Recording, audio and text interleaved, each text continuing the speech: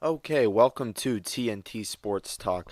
Today is Tuesday, July 10th. As always, we are presented by D's Home Cuts. I'm your host, Travis Karcheski. It's just me today.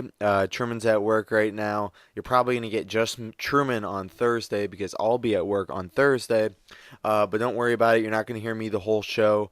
Me and Truman recorded an interview with Lynchburg Hillcat, Cleveland Indian catcher, Logan Ice. That's going to be later on in the show. We pre-recorded that, so Truman is going to be in that. It's not just going to be me.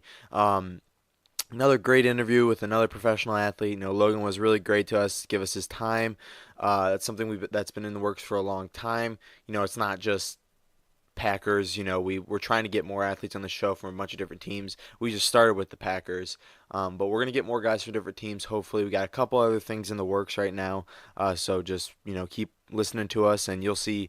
Who we bring on. Hopefully, we can get more guys from different teams. But Logan was really great to us, and it was a really good interview. So check it out, and you know, it's going to be on a little bit later in the show. But before that, we've been gone for a week, and NBA free agency has been insane. It sucks that they do free agency during July 4th because most, people aren't really working, during July 4th, sports people or us, we were in vacation. We didn't really have great service up there, so we didn't want to provide you with a, below average show. So we wanted to take a break a little bit, but, we were chomping at the bit trying to get, a show on. We really wish we could have done a show during free agency because like I said, they do it during July 4th. Last year, a couple years ago, KD announced he was going to the Warriors on July 4th, which kind of sucks because you're just trying to enjoy your holiday. And next thing you know, the NBA is ruined because KD goes to, Golden State. But this has been one of the most exciting free agency periods. It's about a span of 2 to 3 days where things just go and go and go and go, and guys just move from team to team. And every time you're checking, Woj has another, Woj bomb that he's setting off.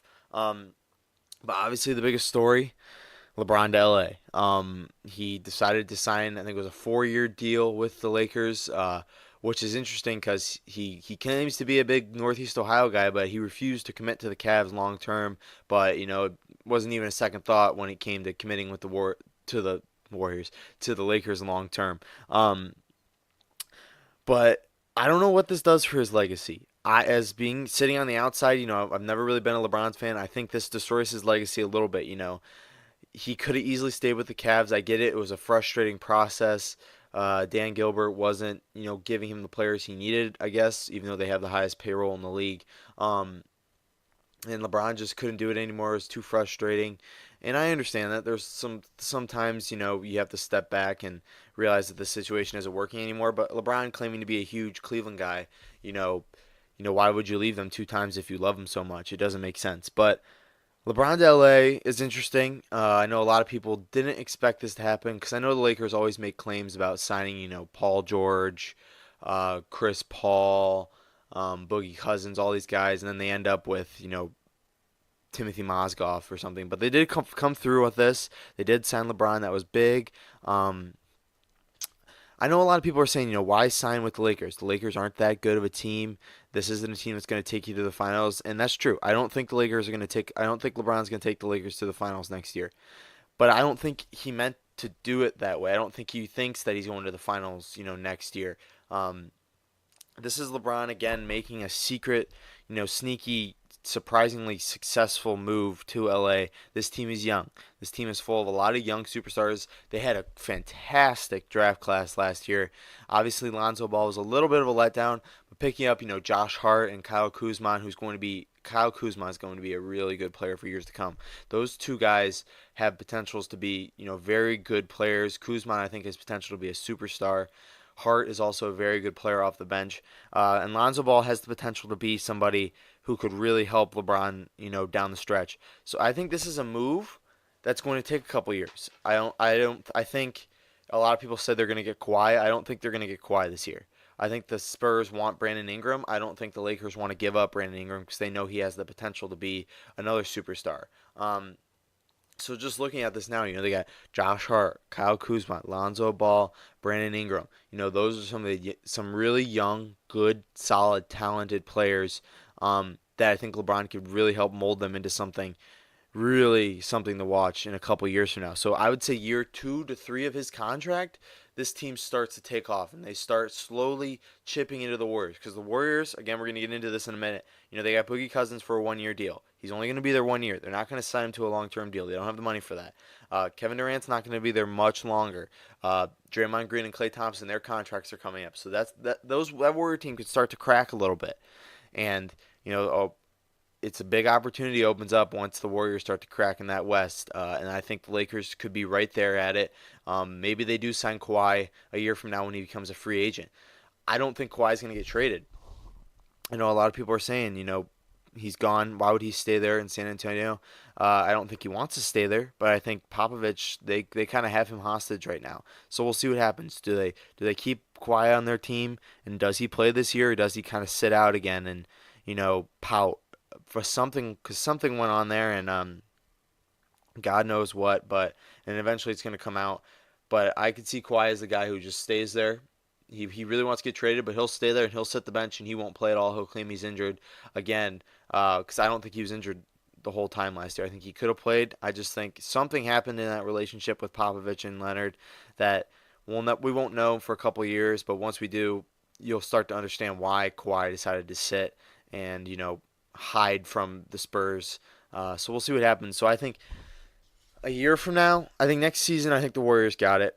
It's going to be Warriors Rockets. It's going to be interesting to see what happens there. But I think the Warriors Rockets are the two teams in the West to look for. Lakers are going to get to the playoffs, maybe a 6th, 7th seed. LeBron's going to do his thing, but I think he's going to make these young guys a lot better. I think he's going to make Lonzo a lot better. And we'll see what happens. But we're going to get into that a little bit more later because I want to talk about Boogie Cousins to Golden State.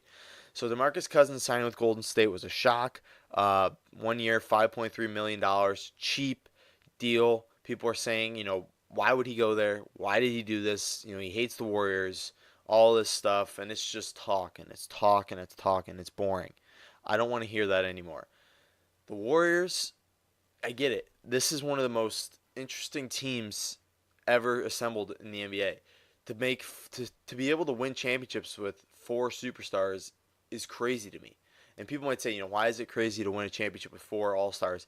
Because it's hard to keep these guys in check, these big personalities. But it just works. And it works because Steve Kerr is such a fantastic coach. And I think he's easily going to make this DeMarcus Cousins things work. He's coming off an Achilles injury. He's not going to be playing for half the year, maybe even longer. They basically just signed him as a rental for the playoffs. So it's going to be interesting to see what happens. I don't think people understand, the mindset of the Warriors GM. What are they going to say? When Boogie Cousins comes to the Warriors and says, hey, I'm interested in signing a cheap deal, $5 million for 1 year so I can, win a ring, get the ring, out of the way so then I can go sign a max deal with somewhere else. And plus I can heal my injury. I'm not going to be forced to come back as fast as possible, in other places like New Orleans, who they need Boogie Cousins. The Warriors don't need him right now. He's going to be a very big help in the playoffs, but they just don't need him right now. So it's going to be interesting to see. It's cool to see that Boogie Cousins can kind of sit for a year, take his Achilles, heal it up, get it to the best possible shape as possible so he can come back and dominate in the playoffs. But going back to that, what do the Warriors say when Boogie Cousins says, I want to come here for $5 million for 1 year? What are they going to say, no? They're just going to say, no, that's too unfair. We can't do that. People are going to hate us. No, the GM's job is to sign the best players possible and make it work under the salary cap. And if DeMarcus Cousins wants to come in on a cheap deal, he can. That's his choice. He's a free agent. He can do whatever he wants. And, the Warriors' one position in that starting 5 that's kind of been, up in the air the last couple of years has been center. JaVale McGee, Zaza Pachulia. These guys have been good for them off the bench, but they haven't really been solid starters. But now they have that in the playoffs. They're going to get DeMarcus Cousins. And I think Steve Kerr is going to get it to work. People are saying, it's not going to work. These personalities are too big, and Steve Kerr is just not going to be able to, contain them all. But he will. He's a good coach. He's a really good coach, and I think that's why this is such a unique situation, because this is a team where everything just gels perfectly because of Steve Kerr. Steve Kerr is a fantastic coach. He's not just a guy who just rides the coattails of Steph, KD, Draymond, Clay, and now Boogie. He's a really good coach. He knows how to coach these guys. They like him. They relate to him well. Players like him. He's NBA play, a former NBA player. So that's why I think it works so well. And it's not going to be there forever. I think this is probably the last year you'll get him at full force because I think it's going to slowly start to crack here soon. Draymond leaves, Clay leaves. Once one of those five guys leaves, it's going to slowly start to crack. But this is the best team of all time. Now, just based on paper, I know we haven't seen them play, on the court. I think it's going to work. This is the best team of all time. They got a solid bench. They have the best starting five ever, I think, and it's going to be crazy to see them in the playoffs. But we'll see what happens. It's cool. This team was favored to win the championship, and then they go out and they sign a guy who's just going to propel them into even the higher lengths, even though, how much further can you go once you've already projected to win the whole thing. But we'll see what happens there. I know people are angry about Golden State, but it was a good move for them, and I would have done it if I was the GM. Anybody else would have done it if they were the GMs there. But another move in free agency, not really a move in free agency, but Carmelo Anthony. Everybody knows Carmelo Anthony's my guy. One of my favorite players, my favorite player of all time. He is, I think, one of the most underrated players in NBA history. He's a top 5 offensive player of all time. I think if you take Kobe out of the equation, he's probably one of the best pure scorers in NBA history. But I guess the Thunder want to trade him. They want to get rid of him. They don't want him on their roster anymore, which is understandable. I understand he had a pretty bad year last year at Oklahoma City, but he is still a top player in the NBA. I think you put him in the right system, he becomes Carmelo Anthony, a couple years ago. He still has the offensive ability. I get it. He doesn't want to play defense. He's not very good at defense. But trying to force a guy who isn't very good at defense to play defense doesn't work. You put him in the right system, Carmelo Anthony's going to thrive. And whether that's LA, I think LA is his top option. He really wants to go play with LeBron. He's been wanting to play with LeBron the last couple of years. Although I think LeBron doesn't really want to play with Carmelo. I know they're best friends off the court, but I don't think he wants to play with Carmelo, which is weird because most people want to play with their best friends, but I don't think he does. I don't think he really wants to play with Carmelo Anthony, even though Melo really wants to play with him. So I think LA's his top choice. I think he ends up in Houston. Chris Paul really wants him, and I think they have a lot of money right now. They're willing to pay him. They're willing to trade for him, although I think he does get bought out.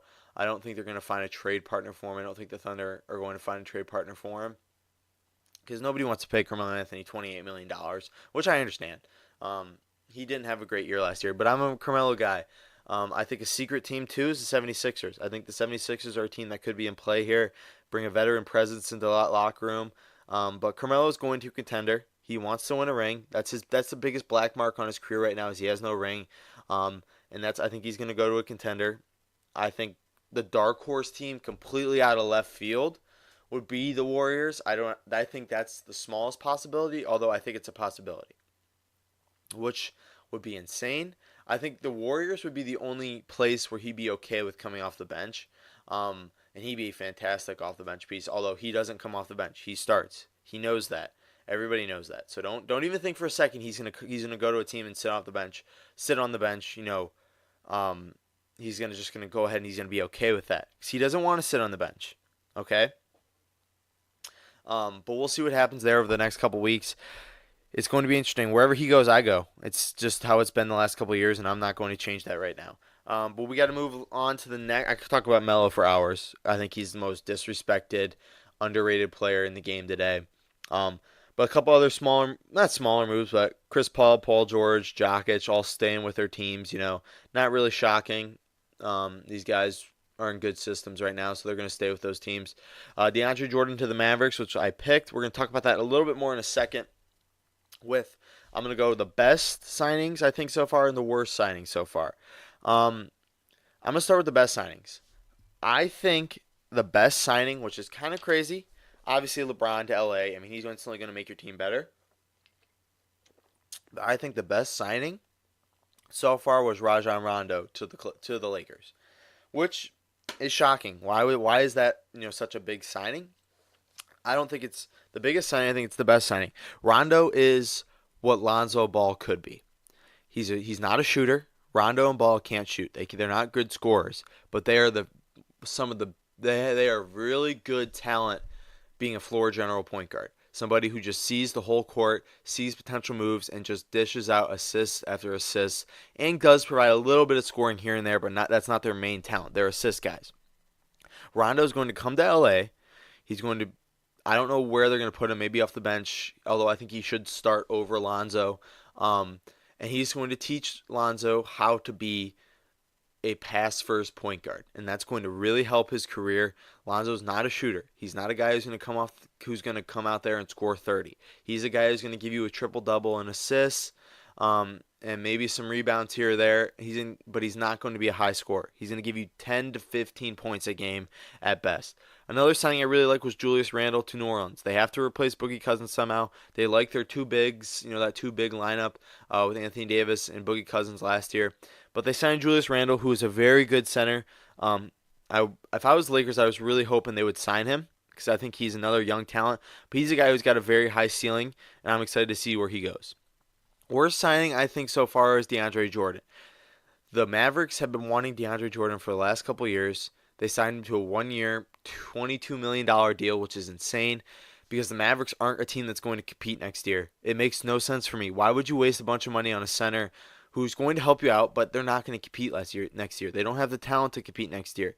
They got a very good young core in Dennis Smith and Doncic, but DeAndre Jordan, I just don't think fits there. I think I don't know why he wanted to go there so badly.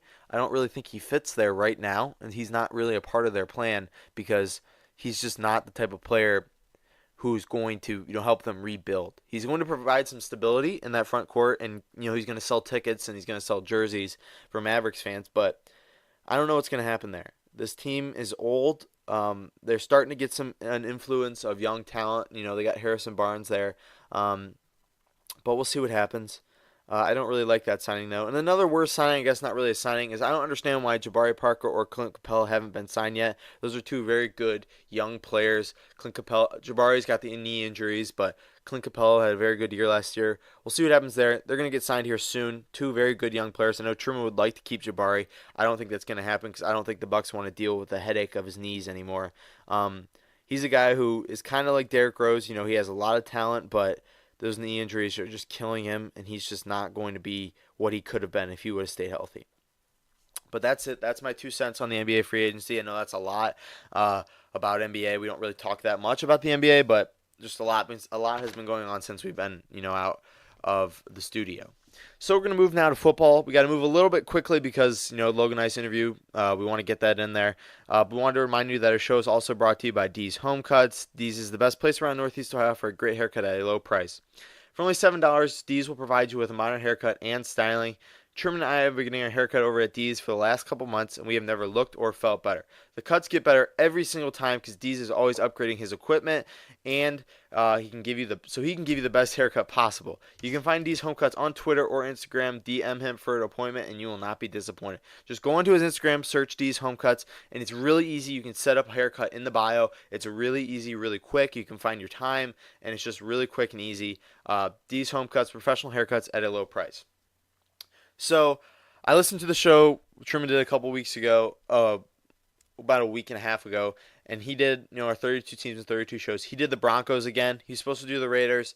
That's our fault. I should have, talked with him a little bit. So we're going to do the Raiders this week. We're going to have to move a little bit quicker. We can't do 32 teams and 32 shows because we still have the whole NFC to do, and we are getting close to training camp here. So the Raiders, 6-10 last year, underperformed.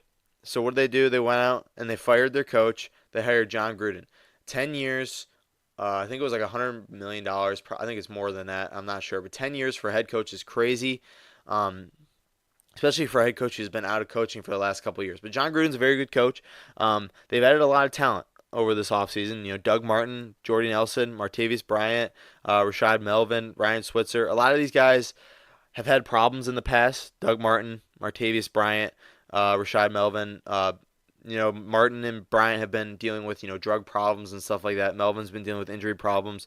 Jordy's towards the end of his career, and Ryan Switzer is a very good rookie. These guys are all guys who have very high ceilings but very low floors. So if all these moves could work out, this is a very big offseason for the Raiders. I think Doug Martin, when he's got his shit together, he's one of the best running backs in the league. Jordy Nelson, you can see what he does, with Aaron Rodgers. Martavis Bryant, a guy who's kind of a headache, but he does have a lot of talent. Rashad Melvin is a very good corner who just has been dealing with injuries over the last couple of years. I really wanted the Packers to get him because I think he's a guy who's a good, flyer. Take a flyer out on him, and he could really help out your secondary. But they didn't really lose that much. They lost Crabtree, who was kind of their, number two guy, a very good number two guy. But they replaced him with Jordy Nelson and Martavis Bryant. We'll see what happens there. I don't know how Jordy's going to do without Aaron Rodgers. You've seen guys like James Jones, Greg Jennings. These guys go to different teams, and they just aren't as good as they were because they don't have the best quarterback of all time throwing to them. But the draft, they had a pretty good draft. They started out really slow. People really weren't liking the moves they were making. They took Colton Miller in the first round to kind of stabilize that offensive line for years to come. Then their second round pick, I forget his name, but he wasn't supposed to be even picked in the second round. But they really made up for it from the third round on. They took Arden Key, who I think was a first round talent, late first round, early second round talent, good pass rusher, who's just going to add to that. Probably, again, you look at Bosa and Ingram as the best 1-2 pass rush. Clowney and Watt, when healthy, is there too. Irvin and Khalil Mack is one of the most deadly pass rushers in the NFL. Two really good, fast, young pass rushers. And Khalil Mack is a top 10 player easily. But they added Arden Key, who could be a very big help, even adding to that pass rush. And this team's going to be scary. But then they took, I think, one of the most interesting picks in the fifth round. They took Maurice Hurst out of Michigan, who was a top round, number one round talent, but he had the heart condition. He claims he's fine, and if he is fine, that is a steal in the fifth round. That's probably the biggest steal. If he's healthy, that's a huge steal. But this team does have a lot of talent. Derek Carr took kind of a step back last year, but I think John Gruden's going to help him, get back to where he was. Marshawn Lynch towards the end of his career, but he does have a little bit of spark left. He's not a number one running back anymore. I think when Doug Martin gets his shit together, he's going to be that number one guy. But they do need to add somebody, I think, here soon. Like I said, Khalil Mack, top 10 pass rusher, best player on the team. Amari Cooper, another very good wide receiver. Irvin, Donald Penn, Jared Cook. Then this team has a very young secondary with Carl Joseph, took first rounder, Garyon Conley, first rounder, and then the guy from Connecticut, Obi, I can't pronounce his last name, the safety. This is a very young secondary who, if they all kind of live up to their potential, this could be a deadly secondary, a deadly defense. So I think this team flips their record from 6-10 to 10-6. I think Derek Carr steps up, has a better year. I think we get a little bit more production out of Jordy Nelson. I think this defense kind of leads this team. Derek Carr becomes a very good quarterback again. He wasn't last year. I think he becomes a top 10 quarterback again. And I think this team kind of gets off the ground a little bit. John Gruden has a really good first year. They go 10-6. I don't think he's going to play out that 10-year contract, though. I bet you he does get fired year 6 or 7. I don't think he's going to be there for 10 years. But you never know. So that's it for football. Again, I'm sorry I'm moving a little fast, but I want to get to this interview with Logan Ice because it is really good. So sticking with baseball, we had the All-Star ballot was released, the AL and NL. A couple snubs I wanted to go through. In the AL, obviously Blake Snell. That's the biggest talk around the town. Why isn't Blake Snell in the All-Star? He has the lowest ERA out of any pitchers in the AL. He's a very good pitcher. He's going to be there next year easily. He might get that last vote in. You never know. I think he should. And then the NL, I'll give it to Truman. Jesus Aguilar is crushing it. He's leading the NL in home runs right now. He's hit home run after home run these last couple games. But I understand that a little bit more because he has come on kind of late, and the Brewers are kind of notorious for having guys who just hit, a bunch of home runs and then kind of fall off. Chris Carter, Eric Thames, guys who just – because Miller Park, as much as Truman hates to say it, is a home run hitter park. But I think Jesus deserves it. Former Indian, I'm glad to see that he is doing really well in Milwaukee. But I just wanted to talk really quick. I could get into this for hours. The MLB All-Star ballots and All-Star project selections are so screwed up. It's just a popularity contest. Guys like Bryce Harper, I love Bryce Harper. He has no business being in the All-Star game. He's batting 218. I get it, he has like 20 home runs, but he is batting 218. He is not an All-Star caliber player. Jesus Aguilar is a way better player than Bryce Harper right now. And I get it. It's in Washington, D.C. Bryce Harper's the most popular player on the Nationals, but he has no business being there. He is batting 218. There's other guys. You look up and down the roster who have really no business being there. Salvador Perez, he's batting 220, I think, but they're just there because their name. And they're guys who do have the potential to be, all-star caliber players, but they're just not right now. They don't deserve it. And I think younger guys who have been working really hard, who have been, showing out, they deserve it more than Salvador Perez and Bryce Harper. I know a lot of guys voice their opinion on this, but it's just a popularity contest, and it just frustrates me a lot. But there's nothing we can do. I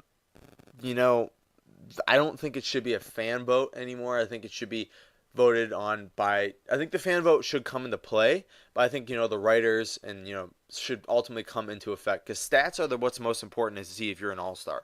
Bryce Harper, all-star caliber player. Everyone expected him to be there, but he shouldn't be. If you really dive into it, he's batting 218. He's not batting anything close to all-star numbers. All-stars should be batting 290 upwards. Or if they're batting like 250 upwards, they got to have a bunch of home runs. 218 is unacceptable for an all-star guy. 220s, I'm not exactly sure what Salvador Perez is batting, but he's not batting all-star caliber numbers. Okay, so that's it right there. I just wanted to voice my opinion on it. Again, I could talk for hours on this. I could go down the whole list of the AL and NL All-Stars, and I could give you guys who do not deserve to be there. And I could give you a list of guys who do deserve to be there too. But I'm not going to do that right now. I'm going to move on because we do have to get to Logan's interview. I wanted to go to a segment that we really have been trying to get off the ground a little bit, the what would have happened, and I really am enjoying it, so we're going to stick with it. But before that, I wanted to remind you that our show is brought to you by A's Lawn Service. Since 2014, A's has been providing professional landscaping services to many homes around Northeast Ohio. By using professional equipment, A's constantly strives to provide families with professional landscaping at a low and fair price. Are you tired of being dragged around by bigger landscaping companies? Of course. Turn to A's and trust me, your lawn and your home will never look better. Trust A's for all your landscaping needs and you will not be disappointed. The phone number is 330-241-2392. Again, 330-241-2392. And the email is lawnservice.a's@gmail.com. A's Lawn Service LLC. You grow it, we cut it. So go ahead and give Andrew a call. But now we're going to stick in our segment of what would have happened. We've done 2 Cleveland sports ones. We've only done 2 so far. What would happen if the rain delay never happened in 2016, and what would happen if LeBron never went to Miami. We're going to do a little bit of it's not out of the box, a little bit different. It's not Cleveland sports, although Cleveland does have a little bit of an impact here. And we're going to talk about John Elway. So if you know the story behind John Elway, he was picked by the Colts. He said he's going to play for the Yankees if the Colts don't trade him. They ended up trading him to the Broncos, and the rest is history from there. So I wanted to do what would have happened if the Colts wouldn't have traded Elway and just kind of forced him to play and would have called his bluff. And that's exactly what the Yankee thing was. It was a bluff. Elway would have played for the Colts that year. I think Cush, who was the coach there, who he really didn't like, I think he would have eventually been fired, but Elway would have played for them. He wasn't going to play for the Yankees. He was a way better football player than a baseball player. And I know his first love was football, so he would have stayed with the Colts. Probably gotten a little bit of backlash, but he would have eventually signed once the Colts got rid of Cush and put a new guy in there. But it's interesting because if Elway would have stayed there, Baltimore Colts football would have been hugely successful. He would have transformed that franchise, and they would have stayed in Baltimore. The Colts would have stayed in Baltimore. They would have gotten their new stadium. They wouldn't have moved to Indianapolis. And I think the Colts would still be there today, which is a huge fallout. Because look at this. If they would have stayed there, the Ravens wouldn't have existed, so the Browns would have stayed. They wouldn't have went to Baltimore. Indianapolis wouldn't have had a team, so I think the Jacksonville franchise, that expansion team, would have went to Indianapolis. I think Indianapolis is a better football town than Jacksonville, no offense. So again, no Ravens. I don't know what the name would have been, but the Indianapolis Jaguars. The Cleveland Browns would have stayed. They wouldn't have left. And that team, that coaching staff of Nick Saban, Bill Belichick, the names go on and on, would have kind of stayed intact for a couple of years. And this team, Bill Belichick would have stayed, and this would have been a very interesting team to watch for. But for me, hits close to home because I think the Packers would have won that Super Bowl. I don't know who they would have played, and I didn't dive too much into it, but I think they would have won that Super Bowl that Elway beat them in. I think the Chargers would have gotten Peyton Manning, which would have been another interesting pick because the Chargers then would be very successful. I don't know where Philip Rivers would have ended up. I don't know where Ryan Leaf would have ended up, and I think that would have even impacted Eli Manning. Right there. It's insane when you really dive into these things. What would have happened if blah blah blah doesn't go here or there. It's just a whole landslide of different things could have happened, and it's cool to see kind of go into that and see what would have happened if certain things didn't happen. So we're gonna move now. I did have a couple questions, but I think we're gonna move those to Thursday's show just because we are at about 30 minutes. I want to get enough time for Logan's interview. But before that, I wanted to talk about it a little bit. Logan Ice, he's the catcher for the Indians. He was not for the Indians, for the Lynchburg Hillcats. He was their second-round pick in 2016. He played at Oregon State, who just won the College World Series. We talk about that a little bit. Logan's a guy who he's a 21st ranked prospect for the Indians. We've been trying to get him on the show for the last couple weeks. He was actually the first athlete to say that he would come on, but due to some time restraints, we couldn't get him on. We couldn't interview him till yesterday, Monday on the 9th, but we did finally get the interview with him. Cool guy. It's interesting to see. A lot of guys say, we have Francisco Mejia. Logan's probably not going to reach the majors with the Indians, but I think he could. I think Mejia is a guy who's going to be a trade piece in this upcoming deadline. So once Mejia goes, everybody's going to get bumped up, and I think Logan's going to finally show his ability in Double-A. He wasn't Double-A for a little bit this year, but he's an interesting guy because he doesn't have the best bat, but he is one of the best defensive catchers. He was one of the best defensive catchers in all of college baseball a couple years ago, and he's still showing that today in Lynchburg. So if that bat increases a little bit, I know the Indians really value defensive catchers. They don't really care that much about offense, which is why they signed Roberto Perez to an extension, because Roberto barely bats over 200, but he's a very good defensive catcher. And once Roberto and Jan, kind of leave a little bit or towards the end of their career, I could see Logan making the jump to the majors with the Indians. If he gets that bat fixed a little bit, I could easily see him going to the majors and becoming, a staple there for a long time, and which is cool. I think he has a lot of potential to reach the majors, which is really why we wanted to get him on, because he's an interesting guy. He's got a very interesting story and some very interesting answers to some questions. So enjoy the interview with Logan Ice, and once that's over, I'll end the show and you guys can move on. So we now welcome on Cleveland Indian catcher Logan Ice. We'll start right there. What's it like to be introduced as a pro baseball player? It's pretty cool. It's been a lifelong dream, so to be able to attempt to fulfill that dream of playing professional baseball and playing in the big leagues one day, it's pretty cool. Did you always want to be a pro baseball player? Was that always your dream? Yeah.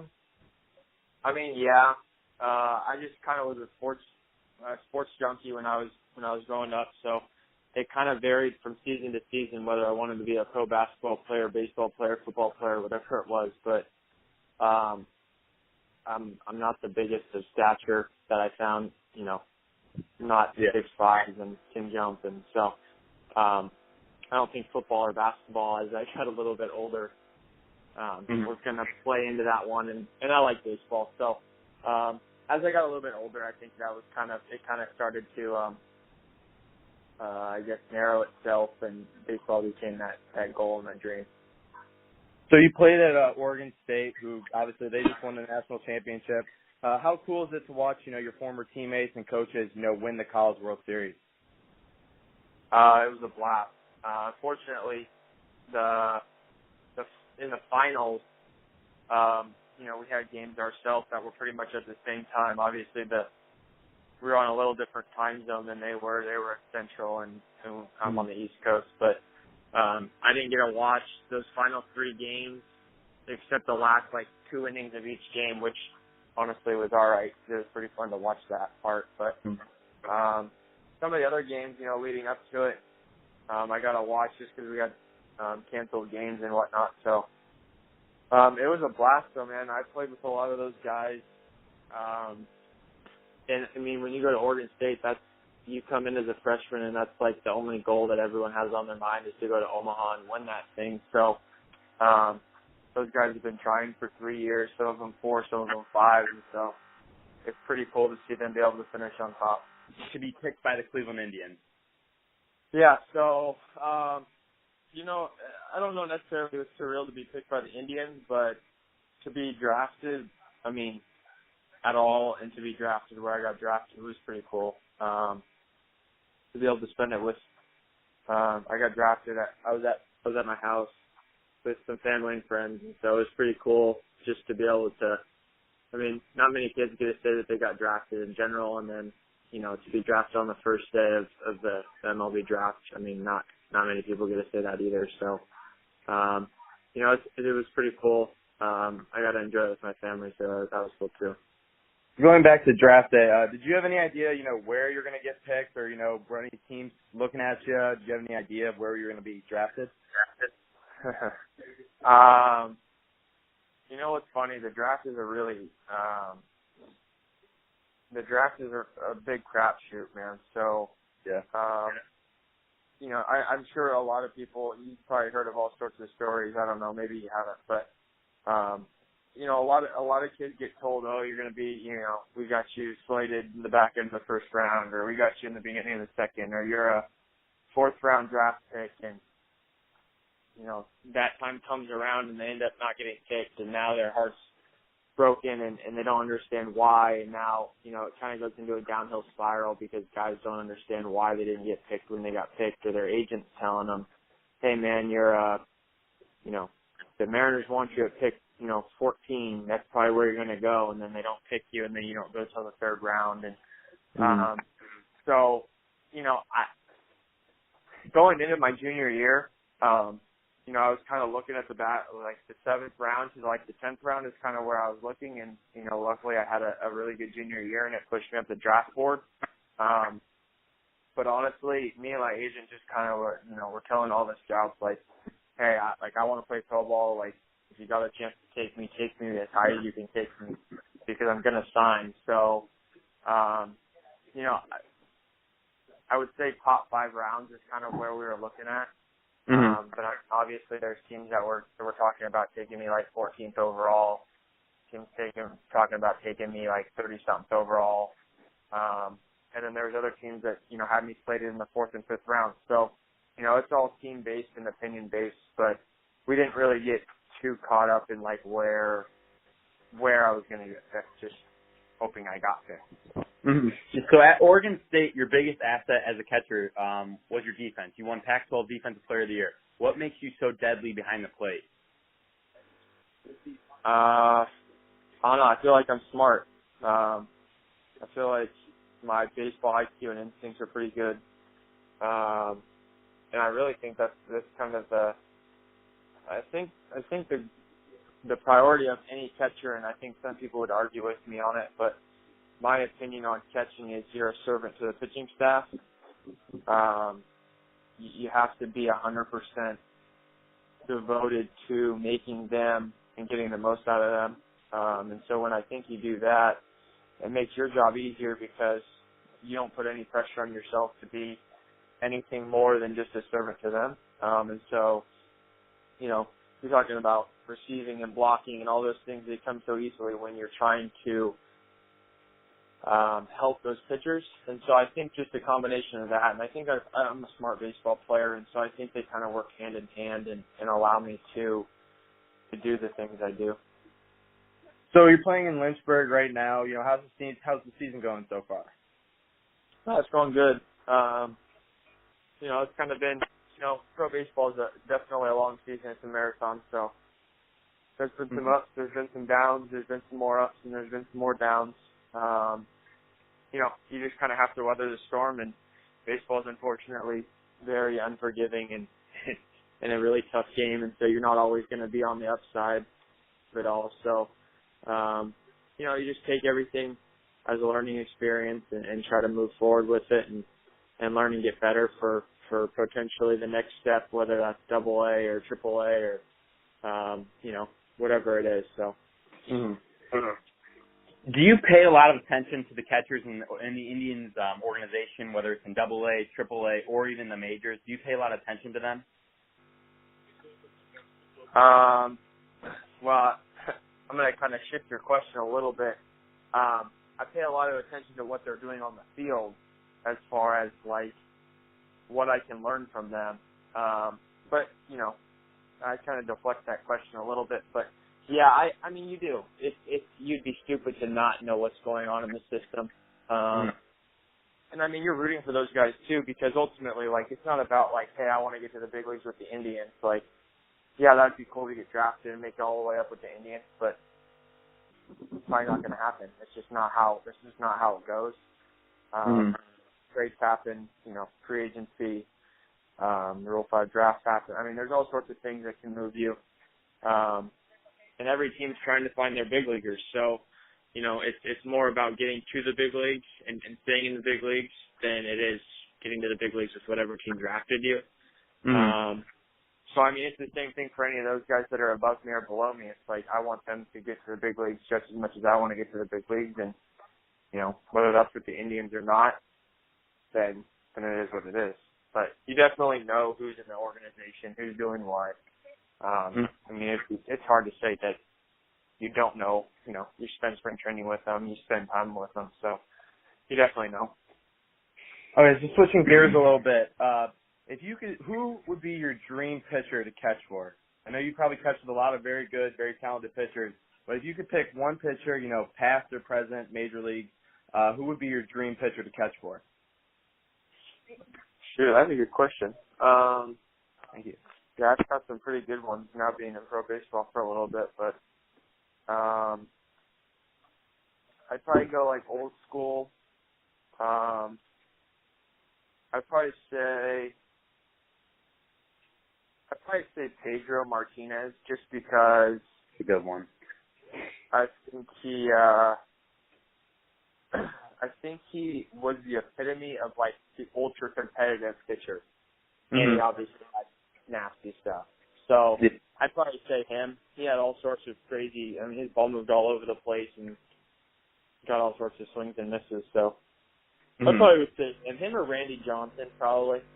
Oh yeah, I don't know if I like catching Randy Johnson as much just because he didn't really know where it was going as much, but I still think it'd be fun to see what he had on the mound at 7 feet tall almost and throwing 100. Yeah. So you said you have a busy schedule. When you get your off days, what do you typically do on your off days? So I'm not going to lie to you. I don't do a whole lot on my off days. Yeah. I try to relax as much, depending on if my fiance's in town or not. We like to go hiking and do some outdoor activities. But for the most part, I try to just relax as much as I can. I mean, you would be lucky to get a day off a month.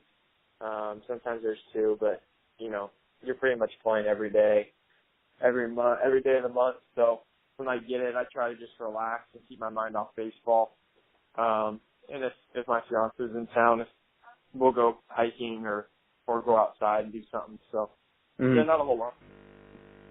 So who is the best pitcher you faced? Whether it's in college or pro ball, who's the most talented guy you faced? I mean, if you're talking in like an actual competitive game, I mean, in spring training, you faced all those big league guys like Kluber and Carrasco and Salazar and those guys. So I'd probably say one of those guys, probably Kluber. I guess Kluber or Carrasco. Yeah. But as far as minor league guys or college guys, I'd probably say Cal Quantrill. He went to Stanford. He's in, I think, AA right now with the Padres. Okay. He's a pretty good pitcher. Yeah, so wrapping it up again, what's your walkout song? I I had White Sand by Migos, but they don't play it for me here in Lynchburg, so I don't really know why. So I typically get Ice Ice Baby from them, which is very unoriginal.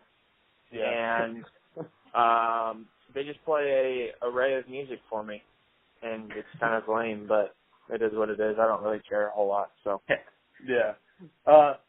We ask everybody this who comes on, who is your favorite athlete ever? It can be anything, doesn't have to be baseball. Who's your favorite athlete, of all time?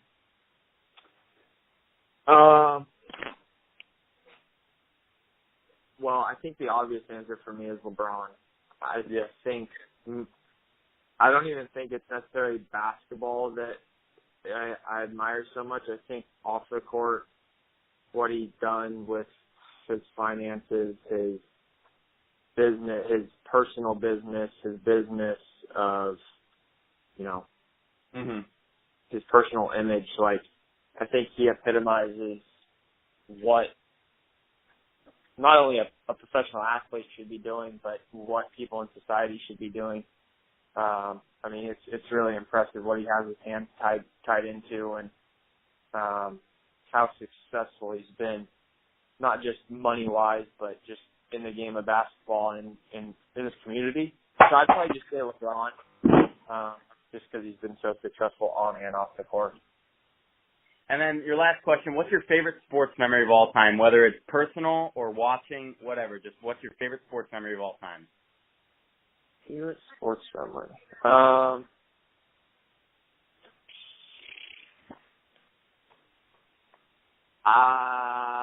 probably